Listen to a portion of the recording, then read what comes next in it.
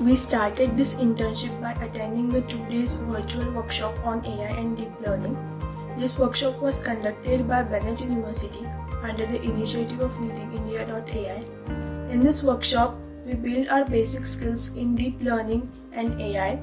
Immediately after the workshop, we were allotted our projects and mentors, and we started working on them. We are a team of 5, and in this video, we will walk you through our project.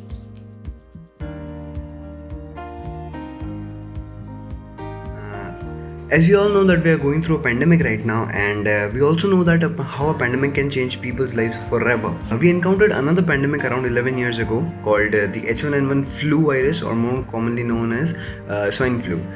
The H1N1 virus was declared a pandemic in June of 2009 by WHO. Researchers have tried to use various external factors for improving the accuracy of influenza prediction models, but haven't found any groundbreaking results.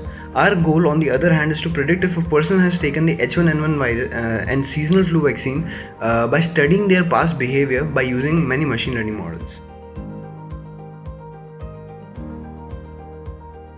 We are very glad that we have got the opportunity to work on the project under the supervision of our mentor.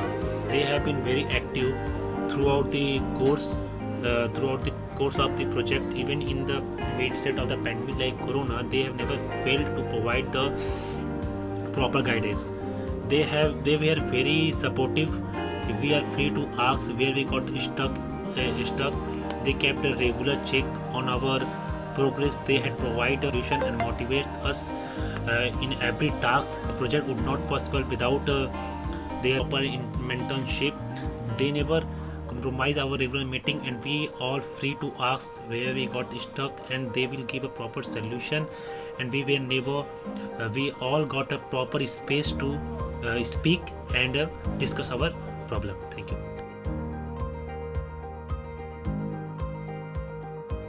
The dataset provided. The dataset provided comprised of 36 columns, of which the first column is respondent ID. The remaining 35 columns are the features provided.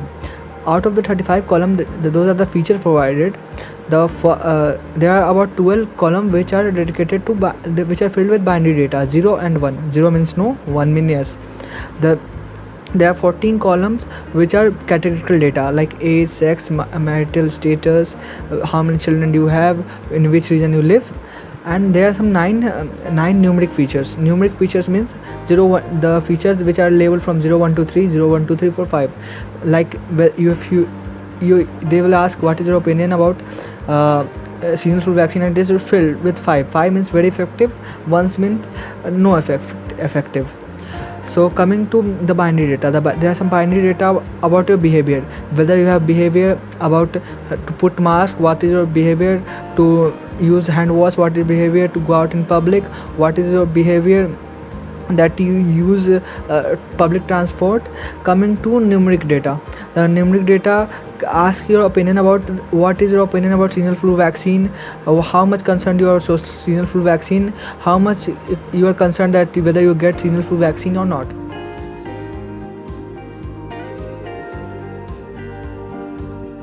As Tanmay explained before, our dataset was quite diverse and had a lot of categorical and missing values. So we had to do a lot of data pre-processing, for which we used scikit-learn library and its functions, such as imputation techniques to deal with the missing data, and also label encoding techniques to convert the categorical data into numeric data. We also tried recursive feature elimination technique, from which we got the most correlated features in our dataset.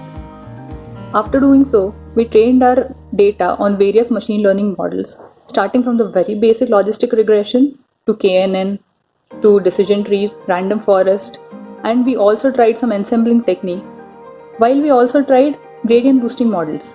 The most effective results were given by XGBoost library, which yielded a submission score of 0.85 and got us a rank of 69. But our mentors kept inspiring us to do better, and we stumbled upon a library called CatBoost.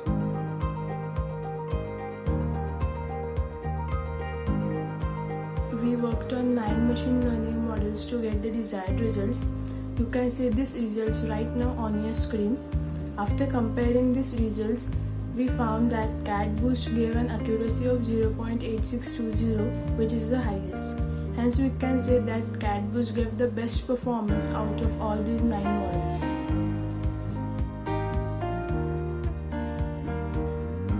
After submitting our models, we are currently standing at 25th position out of 700 registered teams. And the overall experience of this whole internship was really good. We got to learn so much from our mentor, Dr. Kuldeep Chaurasia. He helped us at every turn, and we'd like to thank Bennett University for providing us with this opportunity where we could learn so much on machine learning. And thank you so much.